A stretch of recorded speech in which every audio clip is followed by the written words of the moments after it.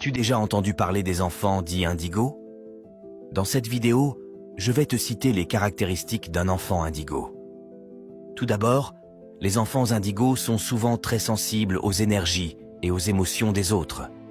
Ils peuvent ressentir profondément ce que les autres personnes vivent et éprouvent. Par exemple, un enfant indigo peut pleurer en voyant quelqu'un d'autre pleurer, même s'il ne le connaît pas. Les enfants indigos ont souvent un fort sens de la justice et de l'équité. Ils sont très conscients de ce qui est juste et injuste et peuvent être très réactifs face à l'injustice. Par exemple, un enfant indigo peut se mettre en colère s'il voit quelqu'un être maltraité ou traité injustement.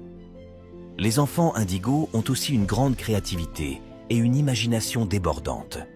Ils sont capables de voir les choses de manière différente et de trouver des solutions originales aux problèmes. Par exemple, un enfant indigo peut inventer des histoires fascinantes ou créer des œuvres d'art uniques. Les enfants indigos sont également souvent très intuitifs et peuvent avoir des capacités psychiques développées. Ils peuvent par exemple prédire des événements futurs ou ressentir des choses que les autres ne perçoivent pas. Leur intuition peut les guider dans leurs choix et leurs décisions.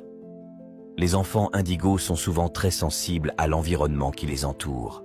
Ils peuvent avoir des réactions fortes face aux stimuli extérieurs tels que la lumière, le bruit ou les odeurs. Par exemple, un enfant indigo peut être très sensible au bruit et avoir du mal à se concentrer dans un environnement bruyant. Enfin, les enfants indigos ont souvent un fort désir de changement et de transformation. Ils sont en quête de sens et de vérité et peuvent être très engagés dans des causes qui leur tiennent à cœur. Par exemple, un enfant indigo peut être très impliqué dans la protection de l'environnement ou la lutte contre les injustices sociales. Dis-moi en commentaire si tu reconnais un enfant indigo de ton entourage ou alors peut-être es-tu toi-même un indigo.